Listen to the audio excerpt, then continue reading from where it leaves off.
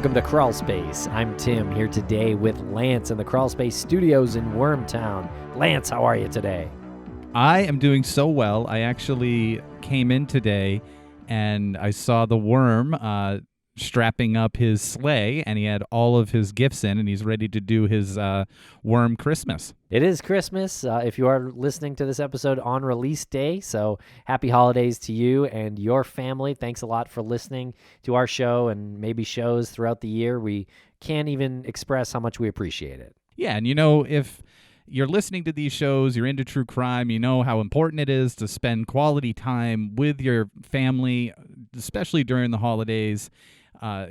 You know, like all the stories we talk about, these tragedies, just, feel free to put your mind on the back burner in that sense and just enjoy time with people that you care about and who care about you.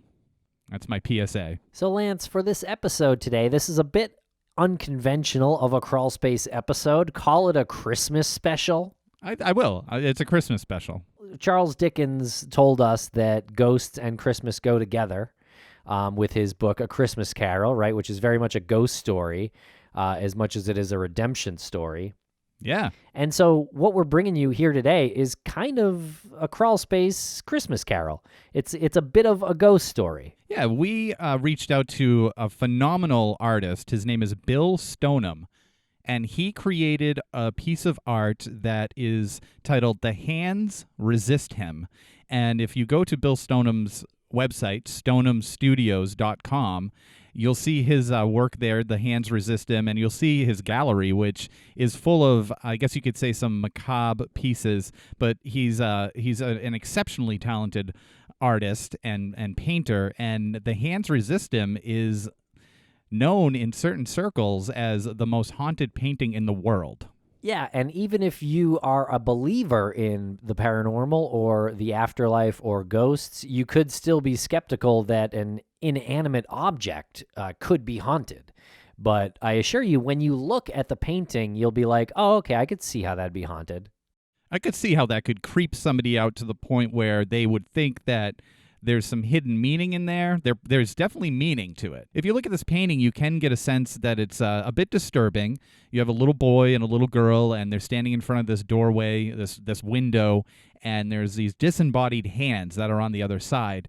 So your imagination can run with this, and there's stories that have surfaced online about the little girl perhaps holding a gun to the little boy. She's holding this object, and in a certain light, it kind of looks like a gun, and it just created this online folklore. And Bill Stoneham joins us to talk about this, and we first thought that Bill Stoneham would be sort of a morose type of guy, maybe moody, but he's got an incredible sense of humor and really, I guess in a sense, enjoys the notoriety that this painting brought to him. But it does have a bit of a history for him personally. It sure does, and he is a fun guy, and we have a lot of fun in this conversation. So Bill Stoneham painted this painting, The Hands Resist Him, in 1972.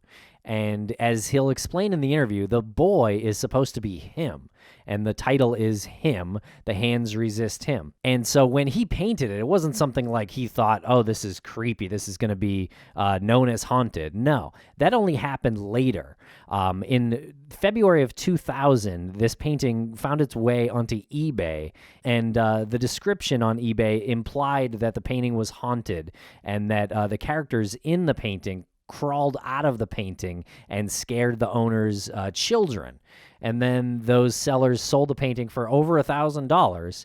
I mean, don't get me wrong, it looks creepy as heck. But the folklore about the painting being haunted didn't start until later when someone had something to gain by selling it. Right, exactly. And there have been numerous stories about people who have owned the painting. One of my favorite stories was the actor John Marley, who a lot of people will say, who's John Marley? But I think a lot of people are very familiar with the scene in The Godfather where the studio executive wakes up and the horse's head is in his bed. And John Marley died in 1984, and he owned the painting. So the fact that you put that, unrelated scene from The Godfather in the same conversation as this painting, and he dies in 84, it just added to the whole mystique of this. It sure does, and so hope you enjoy this interview. Again, it's not really true crime related, but it is mystery related, and it's a lot of fun. So hopefully you enjoy this one as much as we do, and check out Bill Stoneham's work. He's got a website.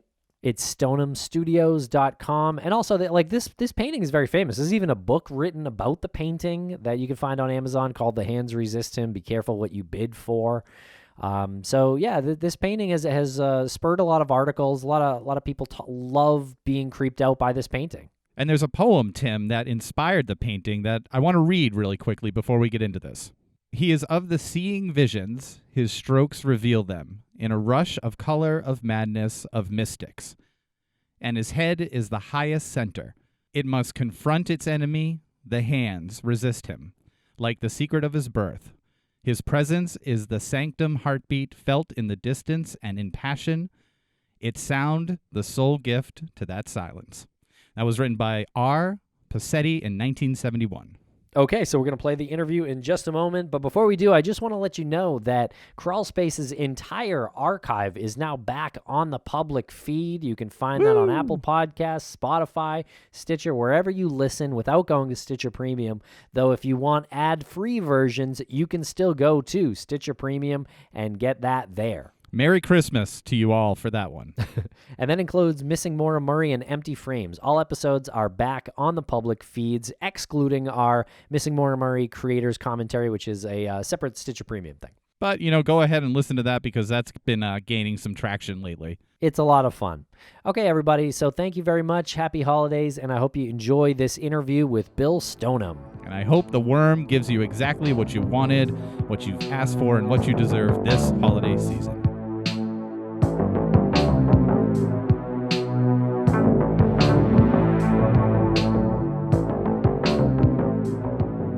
And we are being joined by Bill Stoneham, painter of a really incredible painting called The Hands Resist Him. How are you, Bill? Good. Just wanted to thank you for taking the time out of your day to join us here on Empty Frames. I'm not sure if you're familiar with the podcast. It's cool if you're not. No, it's not. It's not cool. No, the first season of Empty Frames was about the Isabella Stewart Gardner Museum heist. The second season was about other art crimes and sort of significant moments in art culture. And this season, we're gearing more towards a little bit of the ethereal, supernatural aspect. And you have this painting that Tim referenced called The Hands Resist Him. This is an incredible painting. This has an incredible story. Yes. Yes. And can you start with why you painted it and the story of how it was painted? Well, at the time I was living in, well, actually the story goes, before I painted it, it goes to going down to La Cienega in Beverly Hills and walking into a gallery there with my portfolio and showing my portfolio to the gallery manager. And then some months later, while painting in my Quonset hut up in Newbury Park, and I mean, Quonset hut looks like half a can of peaches right on its side. And this is where I'm living and painting, and he comes driving up in his Mercedes and jumps out of the car and comes up into the Quonset hut, and he buys with the exception of maybe a couple of paintings, he buys everything I have. And then he signs me up. He signs me up for a 2-year contract to paint for him. And with that contract, I was then actually some other circumstances gave me the opportunity to buy a house out in Ojai, and I moved out there with my first wife. And this place was quite dark and had a lot of ghosts. I mean, the whole canyon was filled with ancient fossil beds and 800-year-old oak trees, and the house was an old stage stop between Santa Barbara and Ventura before there was a coastal road at all. And so it had all of these memories and spirits, whatever, that were there. And as a painter, I'm sort of like a canary in a coal mine. I mean, I'm sensitive to what's going on around me in in the presence of things, in nature, in whatever, and would pick up on this, and it would influence what I was painting or work. Sorry, it's happening already. The weird things are happening. We another call came through, and I panicked and hit the wrong button and hung up on us. Well, I guess we could keep my responses to yes or no. Oh no! This was going great. This was going great. Sorry about that. Yeah. Strange. That's never happened before. I usually know what button to hit when that happens, but I lost my mind for a second. Well, it's because it's all haunted, right? Mm-hmm. Yeah, I think it's possession. Yeah. Well, there's like a vortex over this island, and your connection to me is tenuous at best here. Oh. Really? Now, so you're reporting. Of course, everything I'm painting it also causes a disturbance in the quantum entangled world that we live in. I love it. My God, I love where this is going already, Bill. What are we doing? This is great. Wait a second. So, can you tell us where you're speaking to us now from? Yes, it is Vashon Island. Actually, to be accurate, it's Maury Island. Maury Island. And Maury Island is in it's in Puget Sound. So it's all it's right near. It's actually kind of between Tacoma and Seattle. Okay. All right. Sounds like a beautiful place, especially this time of year. Oh yeah, it is. And you go there for inspiration, or that's where you live? No, we live here. We live on a beautiful 3-acre forest meadow piece of property. Cool. We'll be there next week. Okay. I'll be sure to have the camera operating on the ferry dock to, Okay. Beautiful. Perfect. So, to give you the proper welcome. Appreciate it.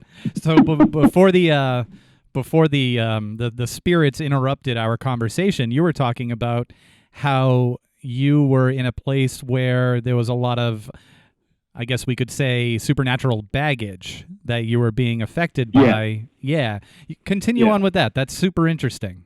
Well, Ojai itself is known for its, I don't know what, spiritual energy, I guess is what you'd call it. Okay. There's a really old institution there called the Theosophical Society. And in the library there were only 4 copies of this book, and it was Manly Hall's Secret Teachings of All Ages. And I had a copy of this book, not one of the originals, of course, but I had a reprint of it that was probably reprinted in the late 60s. And that was something I always had around, and that and Thoreau's Dictionary of Symbols. He was a Spanish author who did some interpretive work on symbology and so forth. And I had texts like this around. So between those books and I also did a lot of Thoreau. Between all of those kinds of activities, these kind of metaphysical things that I was involved in, painting was a form of magic because it was conjuring. Yeah. And it was not only conjuring, but it was also creating the illusion of space and time. Because if you look at my paintings, most of my paintings are so filled with motion, and more so than the Hands Resist Him. I mean, the Hands Resist Him is actually pretty mild compared to a lot of what I paint. Okay. And so it's a still frame in a moment in time. And in other words, if you become involved in it as a viewer, you will begin to see what's coming next, or you will imagine what's coming next, or what came previously. So this is what I'm trying to do with my painting, and I don't necessarily always consciously think about it when I'm painting, but what I want the viewer to fill in the spaces. I want you engaged in what you're looking at, and my painting, I hope, will pull you in, and then you create the rest of the story. That sounds really cool. Have you had any formal training, or is this all self-taught? This is all you know, I wouldn't say off the top of my head necessarily, but more inside. But I mean, I had 2 years of college and had an associate degree. And in those 2 years, I majored in art. So I took, basic painting courses and so forth. So I understood the principles of color and color theory and that kind of thing. And also art history, took art history courses. But beyond that, no, I had no art school training. I couldn't afford it, for one thing. Well, if your goal is to allow the viewer to fill in the spaces and enjoy looking at your work, I think you've really struck a chord here, Bill, because the Hans Resistum is incredibly disturbing. You painted something. You painted something back in 1972, which is frequently called the most haunted painting in the world. Where does the story of this start for you? Well, you mean the story of my contact with this phenomena of the painting? Yeah, well, how did the painting itself, where did that come from? Because you obviously conjured evil. Just kidding. The basic idea for the painting came from an old photo of myself standing in front of my grandmother's apartment in Chicago when I was 5 years old, and standing there with a neighbor girl, a little girl, and that was it. It was an old black and white photograph that had faded, and I mean, I'll describe it to you. Please. The old photo, my 5-year-old self and the neighbor girl poised on the threshold to the apartment, smudged and brown with age, was pinned to the canvas frame, propped on the easel, ready for paint. The studio, located above the high water, had been the stage stop between Ventura and Santa Barbara before the coast highways.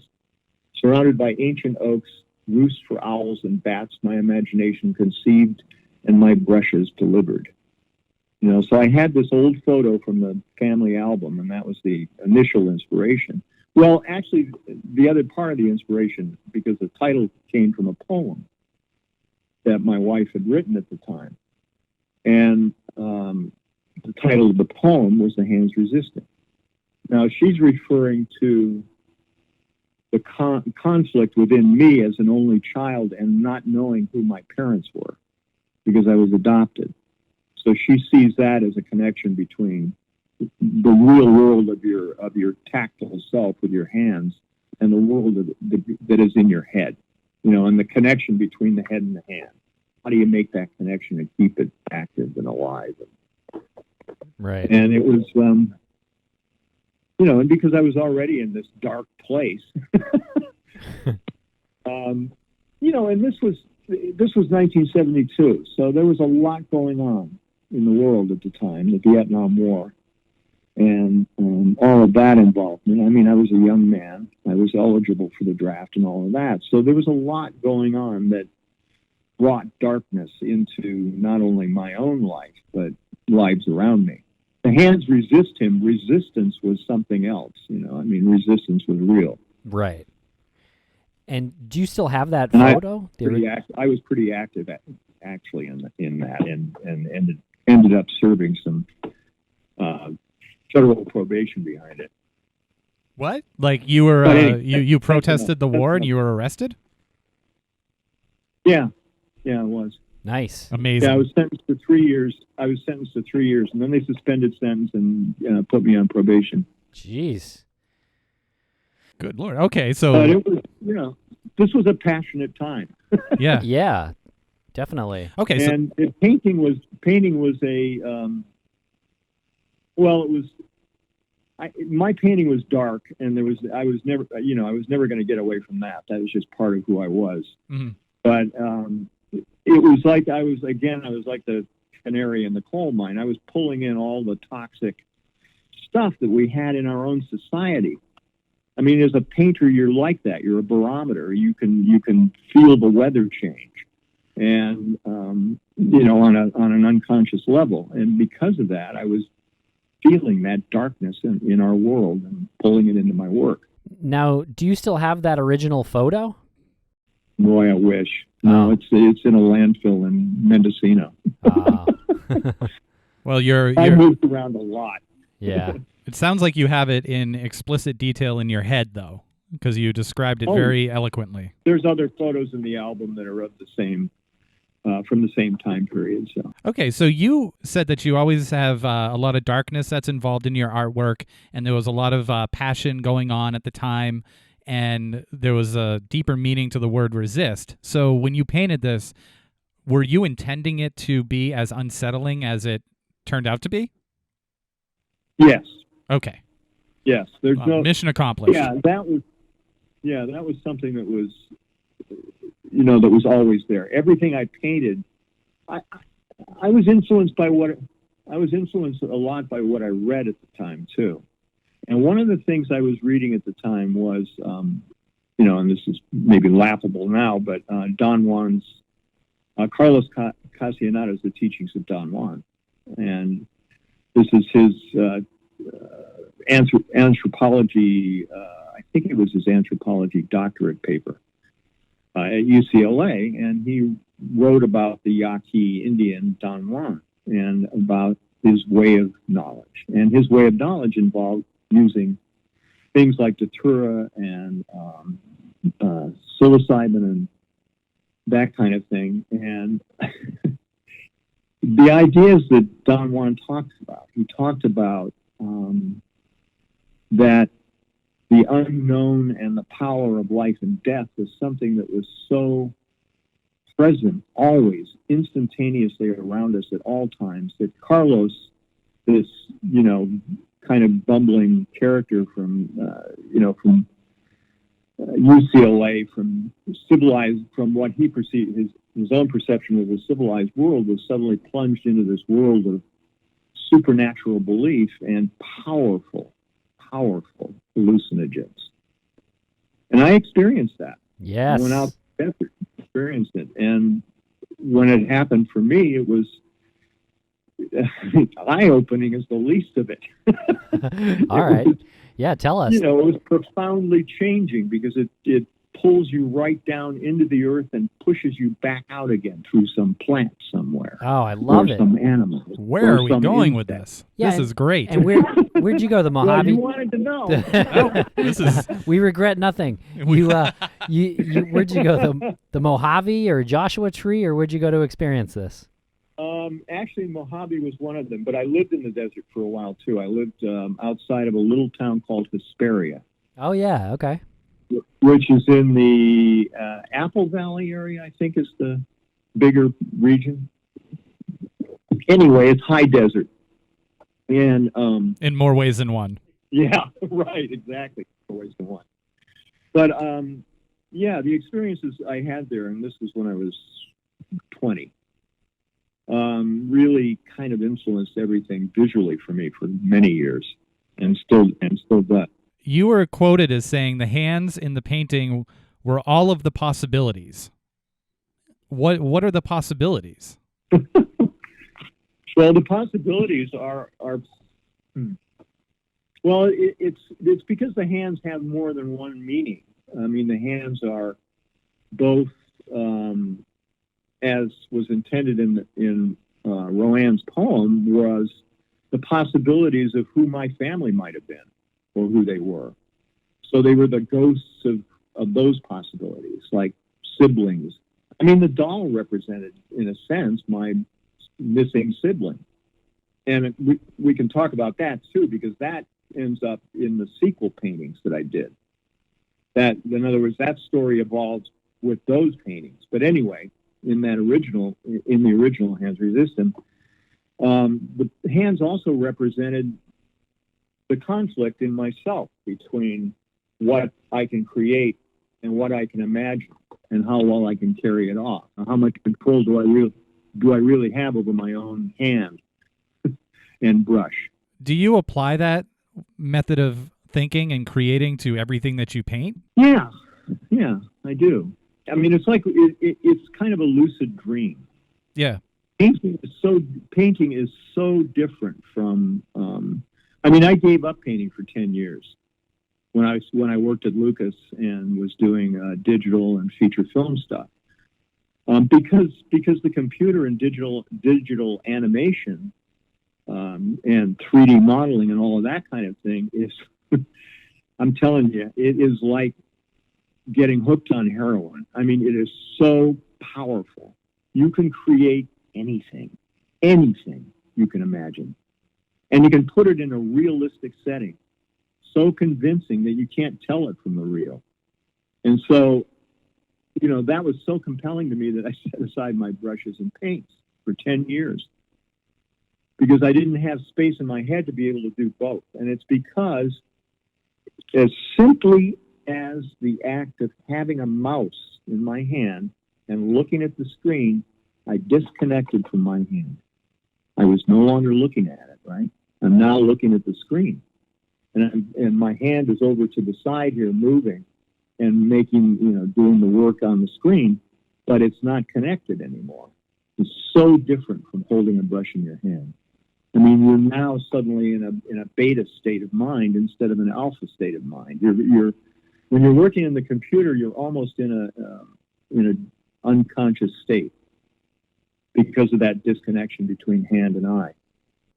Damn. Yeah, I don't think I'm going to use the mouse on my computer the same way again. Yes, that innocent little mouse is not your friend. Now, okay, so there's a whole history and a legend with this painting. Can you start telling us about where it went after you painted it and where the legend, I guess, started? Well, that's interesting. That was the painting. The last time I physically saw the painting was at the gallery, Charles Feingarten Galleries, at the night of my show, which was in December of 1974. So he had a one-man show for me. So the gallery was filled with my work. By that point, he had collected about 54 canvases. And so he had he had the paintings up, and the hands was hanging in a kind of a side wall off the main area of the gallery. And I was there with my first wife, Rohan, and she and I were walking around the gallery and looking at the work and looking at the people looking at the work. And I noticed this guy standing in front of the painting, and I recognized him immediately as an actor, character actor. And it was, what's his name? Oh, God. Is it John Marley? John Marley. John Marley. And, I recognized him from the Godfather movie. And I just want to interject here. John Marley played the character in the Godfather movie, the Hollywood mogul producer who wakes up with the horse's head in his bed, which just adds to the whole grotesque legend. And I learned later that he was working, and I don't remember the name of the movie, but he was working on one of those Roger Corman type horror movies at the time that he was looking at the painting. Yeah. So he. Anyway, I saw him looking at it, and then we walked up the street to go look at another gallery where an old friend of mine, Leon Salter, who was a relative of my stepfather, and who was an amazing painter, very classic kind of German expressionist stuff. And so we went to the gallery to look at his work, and then I think about a week later, I was in contact with Feingarten and discovered that the only painting that had sold in the show was that one. And so I assumed that it had been purchased by Marley. Okay. So, and that was it. That was the last time I ever saw the painting. And then in 2001, I was contacted by Kim Smith, who, anyway, so I get an email from, I'm in Meade, Washington, working at Cyan, which is a company that created the game Myst. And I'm working there as one of their artists, and I get this email, and it says, "Do you know the hands resist him?" And that was cool. Yeah. It was like, that's all it said. Do you know the hands resisted? And I responded back. I said, yeah, that's the title of a poem and also the title of a painting that I painted in 1972. And then I get a response back with the link to the eBay auction page. So I go to the link, and scrolling up the screen is the blown up image of my 5-year-old self from the painting. And it gave me chills seeing my own image like that, scrolling up the screen. In 2000, things weren't quite as pervasive with the internet and everything that they are now. And so everything was kind of a little bit new, and a new experience. So anyway, I'm seeing this image scrolling up the page, and then I get into, reading the rest of the article and seeing what they're talking about here and claiming the painting's haunted and showing that silly image of the painting backlit.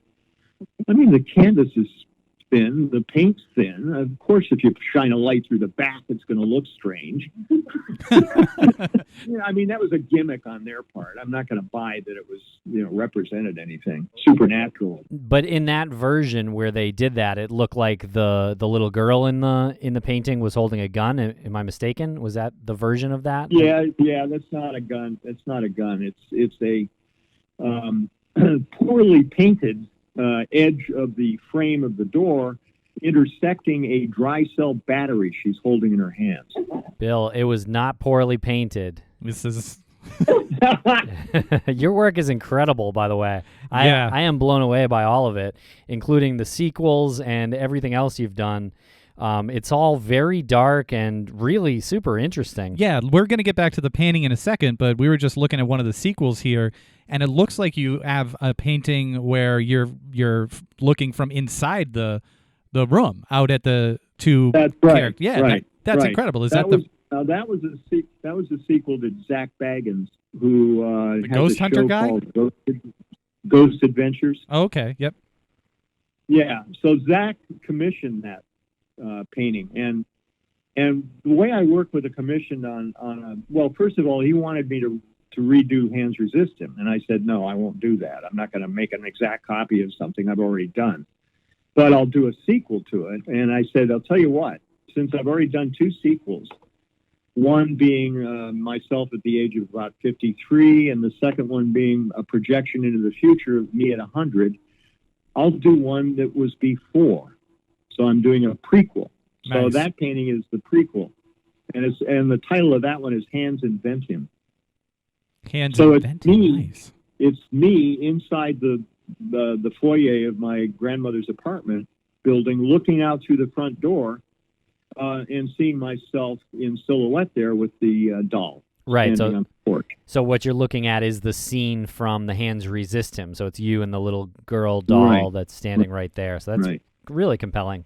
And actually that addresses another question you had about hauntings in work, whether there's any evidence or people talking about being haunted by it. And that painting was definitely haunted. I mean, working with Zach, I didn't communicate with him on a daily basis at all. But when I'm working on a painting, it's as if the painting is a little bit of a doorway between his consciousness and mine. So I'm working on something that he has in his head, and I perceive it and paint it. So, for instance, in that painting, there's this old tricycle, and the tricycle has one of those old bells, right? Those little hand crank bells on the handlebar. I kept hearing that sound, and I told Zach after I sent him the painting. I told, because he hadn't seen the painting, right? He didn't know what he was getting, and I told him, I said, "Do you happen to have a tricycle in your collection of haunted things?" And he said, yeah, we're going to install it. And he said as soon as he got the painting, he started hearing that ching, ching, ching. And some of the things that are in that painting are actually things that I was experiencing while painting it. So I had an invasion of rats come through the wall of my studio while I was working on that painting. And talk about creeping you out. An invasion of rats. Yeah, I had these 5 rats come through the wall of my studio. What had happened is I had rats when I remodeled the studio was an old 2-car garage, and it was all run down and infested with rats and all kinds of things. So when I remodeled it and everything, it displaced these rat families and their generations of occupation. So they wanted back in, and they were always working on how to get back into the studio. And they managed to get into the interior wall between the sheetrock and the outside. And then I had a guy come and inspect and solve my rat issue. Well, he blocked them in without realizing it. So these rats are now inside the wall. They can't get back out. So they start chewing their way through the sheetrock. And they come right into the room, 5 of them, and they're inside the studio, and they're getting behind my paintings. And I mean, it was just a complete freak out. And I kind of did a Freddy Krueger on them and went crazy. Wait. Whoa. Yeah, what do you mean there? You went into their dreams, or you just yelled at the them? The rats were in my studio. They were invading my space, and so I eliminated them. Oh, okay. Okay. Can we commission you to paint something for us called the Rats Resistem? Yeah. Okay. Great. Okay, so what happened to John Marley? There's a whole series of events that happen to people after they look at or purchase your painting that could be lined up as, hey, people die. What do you make of what's happened since then? What happened to John Marley? That would actually appropriately, that would be a question for Greg Gibbs, who's making the documentary. Yep, great. Because he researched all of that in depth. Great. Much more than I have. So he probably knows all the details, if there are any to know, about John Marley. Call that a teaser in the biz. Yeah. I've had, of course, all kinds of things over the years. People wanting to know about the painting and what it means, and commenting on it, and sending me emails and queries. Some of them crazy, some of them pretty innocent, and some of them trying to convince me that I need to be saved. Right. Saved? Right. So you're obviously possessed by some sort of demon. I mean, I can hear it in your voice. All right. Here, look, I'm going to read you a response I gave to this one young man named Dominic. Dominic, I'm curious as to who you are. You've gleaned something from my online presence to query my spiritual well-being. So tell me something about you. You ask, why even send your initial email?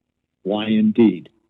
The hands resistant is the bioluminescent lure dangling from the jaws of my abyssal nightmares. They are quite content at such depths, weightless, eyeless, blind to the possibilities, but pull them to the surface and gaff them onto the deck of your pilgrim's vessel, and they suffocate, transformed from my nightmare into your catch of the day, boneless, headless, meaningless. I prefer the pain of drowning in a sea of possibilities to salvation in a desert of certainty. What are you, an artist or something? Jesus, can I get a response like that? Yeah, what the hell is this guy talking about? Jesus. Okay. What? So this guy. Sometimes it clicks. It clicks sometimes. When they ask me, when they query me about my spiritual well-being. Mm-hmm. Yeah. I wish you would have seen. I wish you would have seen our faces over here as you were reading that to us. That is a response that if I ever got that response back in an email, I'd close my email account and say that's it. I quit the internet. There's nothing more. I quit the internet. Well, I can actually be pretty short with people. I mean, I had this one, and I apologize to him if he happens to be listening. But one young man queried me about the painting and whether it was haunted and all of that. And I said, it certainly is. And I said, you know what? If you've looked at it, you're going to die. Jesus. No, you didn't, Bill. That's amazing. Well, actually, Bill, you're That's not hilarious. I did. and you're not lying. And it's totally true. Totally true. Yeah. Whether they look at my painting or a carton of milk, you know what I mean? Yeah.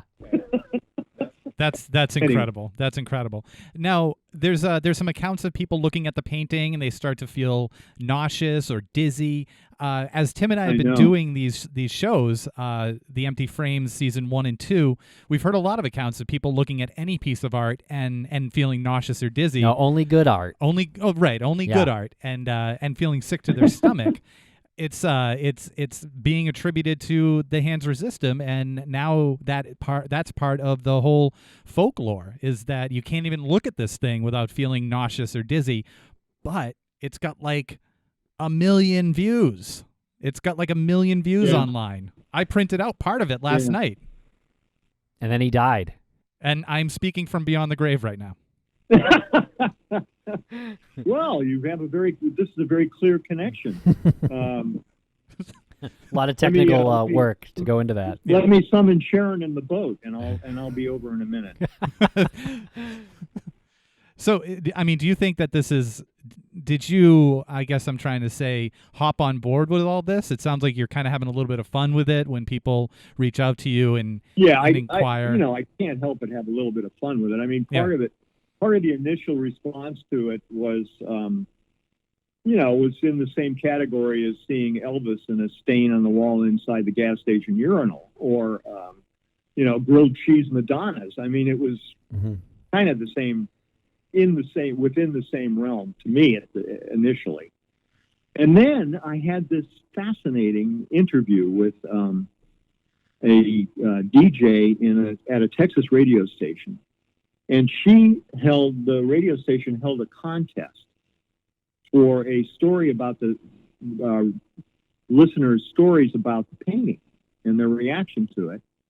And the winner of the contest would get an exact reproduction of the painting. In other words, an actual size, etc.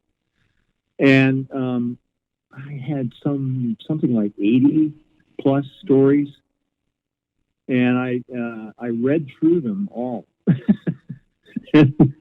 I'm telling you, I didn't realize what this painting had done to these folks down in Texas. I mean, it was really eye-opening how disturbed people could get. What did they behind say? it. Yeah. Well, do you have a couple of Well, examples? a lot of it. The main gist of it was drunken abuse. In other words, the child was an abused child, and the hands were, I don't know what, the imprisonment or the confinement of the abuse. So anyway, they were very disturbing. And the one that I picked, the winner, was actually one that was written from the point of view of the painting, Oh, wow. looking out at the viewers. And it was written by a young girl. I think she was about 19 at the time. That's interesting that you picked the one that wasn't dark, and she had the wherewithal to go with something that was against the grain, in regarding this painting. Well, Right. I would have to imagine Exactly. that as the artist of the painting, you didn't create it thinking, oh, this is going to really creep people out, and I'm going to be on a radio show in Texas, and everyone's going to tell me how afraid they are of this painting. Like, you didn't do that, I'm sure, unless I'm incorrect. No, this was all a an amazing phenomena from a single event, an auction. What was it doing? It was found in an abandoned. It was found abandoned in a California brewery. Did I miss something? How did it get there? Well, that's where Greg Gibbs comes in. He's gonna be able to fill in all those blanks on its history Okay. after it left the gallery. Okay. Cool. Yeah, it was I think what it was is it was originally a brewery, and it had been turned into studio spaces. And it was in one of those studios. Okay. And I don't know whether it was abandoned or it was simply just set aside and picked up by someone who purchased the space. I couldn't imagine walking into like if I had purchased that space and I walked in and I was cleaning it out and I found that painting. I don't know what I'd do. I mean, I think that would be. I'd be definitely intrigued by it. Well, but you'd have to be thinking about it in these terms, and that is, did you know about the painting beforehand? Yeah, true. I mean, the thing is that the painting certainly has a lot of story attached to it now, which it didn't have then. So, it would have been an interesting piece of art, and you probably wouldn't have noticed the fact that there were hands in it at all initially. Right. Those are details that you only see after looking at it for a while. I love how paintings have their own life and own, plot points. This is really amazing. So it was found at this California brewery, and then what happened? Well, and then the owners, the people who got it, of course, I'm just remembering bits and pieces from the eBay auction page information, but they had it hanging in their kid's bedroom, which I thought was a strange place to hang that painting to begin with. Yeah, that seems normal. And that their children complained that the boy and the girl fought with each other. They would come out of the painting at night and fight with each other. Yeah, but this is a 4-year-old kid that's saying this, right? Yeah. Well. Yeah, that's why it's strange to hang that painting in their bedroom. I mean, yeah, and to be here, let's give our kids neuroses right from the get. I mean, I can imagine that there were a number of other paintings that they could have hung in their 4-year-old's bedroom. Yeah. Something a little more innocent, perhaps. Maybe. As the parent of a 4.5-year-old right now, I can say that she's got a big owl hanging in her room. What are you trying to do to your kid, Tim? It's a cartoon owl. Well, yeah, it's not creepy. My daughter grew up with a drac. You know what a drac is from the movie Enemy Mine? No. It's an old movie. It's a movie from the 80s, 1985. With Dennis Quaid. But it was. Yeah, exactly. Dennis Quaid and Lou Gossett. Lou Gossett Jr. Yeah. Yep. He was the drac. Anyway, because I worked on the movie, and I did, I sculpted some of the faces, some of the drac faces. I had one on, like a trophy, like a deer head, hanging on the wall in the hallway on the way to my daughter's bedroom. And she was only. I don't even think she wasn't even 2 at the time. And she would say goodnight to it on her way to bed. Oh, okay. Well, I mean, she was polite to it, and I'm sure she continued on to be a very well-rounded, balanced person. Right. But what I'm saying is she grew up around monsters. Don't we all? Okay. Yeah, exactly. Well, certainly that's true of the folks in Texas when they write about the hands resistant. We'll read the that eBay ad probably in the intro, but I just want to read a quick thing. They place the eBay ad for the hands resistant, and then they have this warning, and it says, "Do not bid on this painting if you are susceptible to stress-related disease, faint or of heart, or unfamiliar with supernatural events." And then this painting may or may not possess supernatural powers that could impact or change your life. It reads like a the disclaimers on on one of those commercials for an anxiety pill or irritable bowel syndrome that you see on TV. Yeah. And it goes through all these things, and you're like, well, I'll just have irritable bowel syndrome. Yeah. No thanks. Yeah, and then they actually say that the point of this was to ask if anyone out there on eBay knows how to bless a house, because they felt like their whole house was... Right. Yeah, the point of selling this painting on eBay is to bless the house. That was the purpose of placing the ad. Yeah, of saying those things in the ad.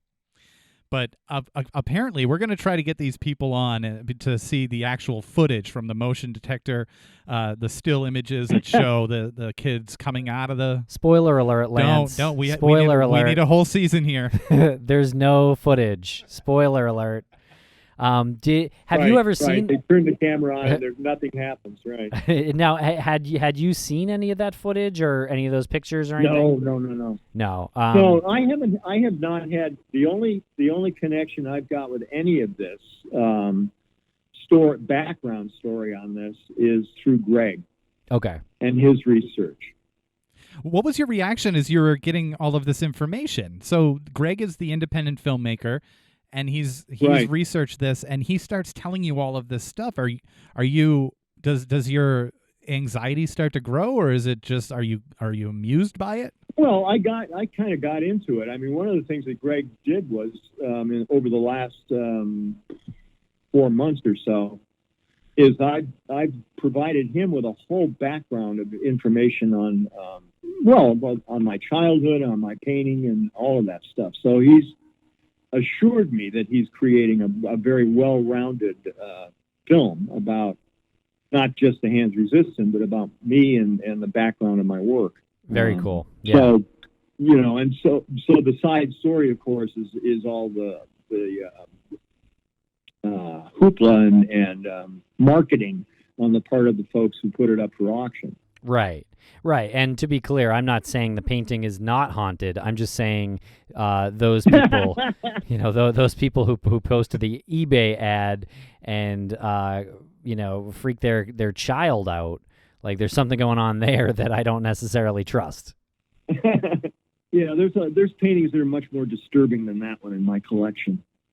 That's for sure. You don't say. There is some amazing. I have had people, all over the world buy my work because of it, which is significant. For sure. It's beautiful. The associations with people I have never met and yet will send me thousands of dollars for work, for paintings. And we never see each other. We never meet each other. I had a woman in Russia buy 2 paintings from me that were pretty disturbing. And it was kind of significant that someone in Russia bought them, and she told me a little bit of background. She said that it was because of her son that she bought the 2 paintings. And anyway, just having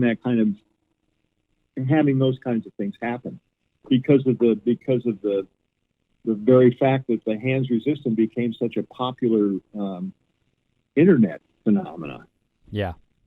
That she was able to, because of that, I had a website and met the beautiful woman that I'm married to now, and she built the website for me, and because of all of that, I had all of these connections grew from that. Well, it sounds like you're taking all of the goodwill and basically sucking the souls out of everyone else. So you have this wonderful existence. Well, come on now, isn't that the nature of capitalism, to suck the soul out of everything? Wow, you are hitting a lot of points here. There's a lot packed into this into this episode right now. So it sounds like you do not regret painting this. Mm-mm. No, I have no regrets whatsoever. Good. Nor should you. Where is it now? Where is the painting located now? It's in Grand Rapids, Michigan, in the Perception Gallery, and I think Kim keeps it locked in a basement. Is that out of demand? Like too many people want to come see it, or she's afraid? Of garlic and crucifixes and things all over the wall. Thing reeks like sage by this point. Yeah. Yeah, Tim keeps it. He keeps it at the gallery in its own space. He gets people coming to wanting to see it, and so he kind of takes them on a tour. Oh, great! And he'll take it out once in a while when people ask for it. Yeah. Wow. Yeah. Or actually, I think he brings them down into the basement, and with spooky music and all that. Yeah. I actually, I have not seen the painting. What would that be like for you? I have not physically been in the presence of my work. Are you scared? Since 1974. Are you saying you're terrified to see your own work again? You're totally afraid. Well, I do have an exact reproduction of it. Okay, close enough. That Kim had made and sent to me. But not haunted, or it is? Well, it's peripherally haunted. Haunted on off Tuesdays of every 10th year. That's why we're doing this on a Wednesday, because just had a gut feeling about that. Yeah, thank God. Yeah. Well, I think Tim and I are going to make a trip out there to Grand Rapids and tempt fate as we typically do. We did discuss it, but then we also said that we don't want our plane to crash on the way home. That's why I'm walking. Oh yeah, you don't want that. I mean, just moving the print from one place to the other caused the truck I was in to break down. It's kind of like Indiana Jones and the ark inside the crate. It's burning through the symbol of the Third Reich on the outside of the box. I feel like the mystical and supernatural energy coming from the painting is sort of wearing away, because the only thing it's done so far is just disconnected the call 7 minutes in. So I think we're in the clear. Right. Well, but we don't know what's going to happen when people listen to it. That's true. Don't listen to this episode if you've gone this far. No, that doesn't. Wait. That works against us. Oh, wait, sorry. Yeah. Listen to the episode, Listen to the episode, and then tell us if something happened to you. Check in with us after. So you yourself have never experienced anything that you can directly relate to it other than the truck breaking down.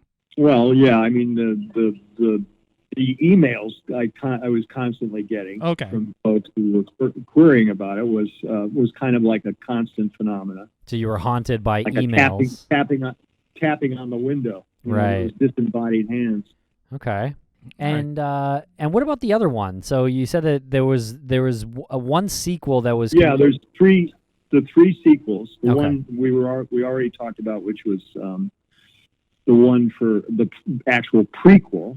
Mm-hmm. For Zach, and then the two others that were commissioned by the same collector, and he wanted me to do them specifically with the first sequel.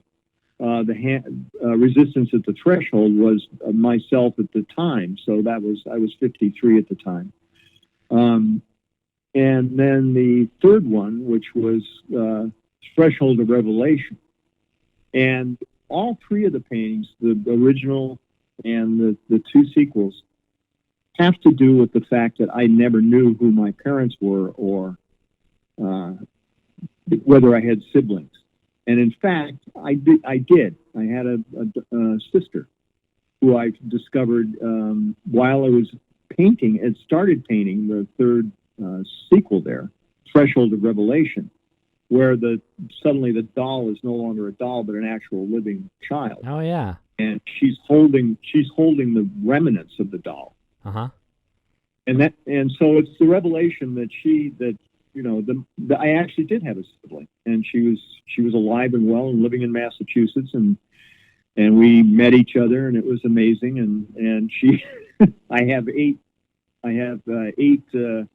nieces and nephews now, and a whole line of folks who I'm related to.